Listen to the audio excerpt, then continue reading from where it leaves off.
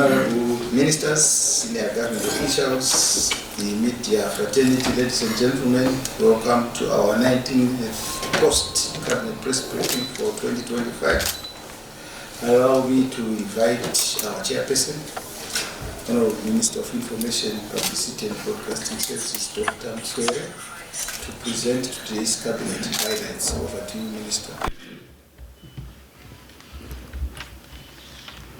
Thank you, Chief Secretary Dr. Shwaya, members of the Fourth Estate, Zimbabweans. Today, the 1st of July 2025, His Excellency the President, Dr. E.D. Mnangagwa, chaired the 19th Cabinet meeting, and the following issues, among others, were considered and approved. Cabinet approved the update on the status of the Independence Day commemorations and the Children's Party legacy projects across provinces, as well as the proposed venue for the 46th Independence Day and the 2026 Children's Party. The government of Zimbabwe has made significant strides in implementing legacy projects initiated during Independence Day and Children's Party celebrations across various provinces. The government of Zimbabwe remains committed to replicating this initiative in the remaining provinces. The legacy projects include clinics, bridges, schools, roads, and supporting infrastructure under a strategy to ensure sustainable development in the host province and thereby transform livelihoods in communities. In this regard, a budget of United States dollars 2.5 million was approved in order to finalize outstanding works in Manicaland and Mashonaland central provinces.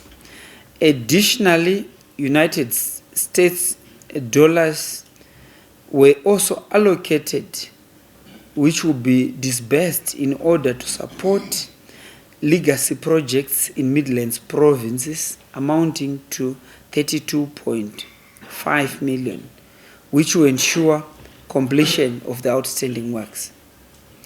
Regarding the 46th Independence Day and the Children's Party celebrations, Cabinet also approved the Mapisa open space in Matobo district in Matabeleland South province to host the event. This strategic selection leverages Mapisa's profound historical significance and multifaceted benefits. Notably, the event will catalyze infrastructure development, including the rehabilitation of key roads such as the Gwanda-Mapisa and the Bulawayo-Mapisa roads. The Bulawayo-Mapisa road will be extended to Mpoeng on the border with Botswana in order to ensure regional connectivity, fostering economic growth, and promoting social cohesion. Cabinet considered and approved the priority projects for the second 100-day cycle of 2025. A total of 213 projects were submitted for implementation under the second 100-day cycle, which commenced on the 15th of May 2025 and ends on the 23rd of August 2025. The selected priority projects are strategic and will meaningfully contribute to the implementation of the National Development Strategy 1, which is the 2021 to 2025 period in pursuit of Vision 2030 aspirations. These projects were selected based on the 100-day cycle set criteria and are citizen-centric in terms of high impact and can be implemented rapidly at low risk. Of the 213 projects that were submitted, a total of 78 projects are ongoing and the rest are new.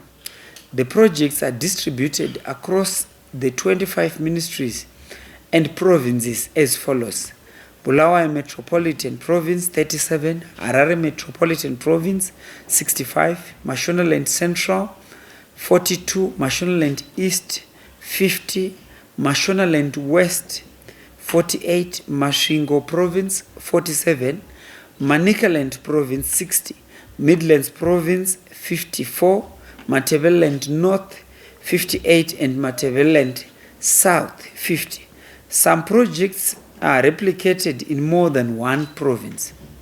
A total of 89 projects are derived from the resolutions of the ZANU-PF 21st National People's Conference, while at least 5 are from Binga development initiatives. 2 projects are emanating from an MOU which the Republic of Zimbabwe signed with the People's Republic of China. The monitoring of projects will be continuous and will include site visits, validation, and the utilization of e-monitoring platforms such as the Executive Electronic Dashboard, which is now linked to the whole of government approach performance management system. A performance report will be compiled at the end of the cycle to highlight progress and share the success stories. Cabinet considered and approved the update in terms of the preparations for the 2025 Heroes Day commemorations and the Defense Forces Day celebrations. The government of Zimbabwe is gearing up for the 2025 Heroes Day commemorations, which are scheduled for Monday, the 11th of August 2025. The main event will take place at the National Hero Circle in Harare, with provincial commemorations being held concurrently across the country. Preparations have already commenced, including the compilation of an updated list of national heroes and heroines, with 222 families expected to attend the main event. The Defense Forces Day celebrations will be held at Rufaro Stadium in Harare on the 12th of August 2025 under the theme Zimbabwe Defense Forces, guaranteeing a conducive environment for the attainment of Vision 2030.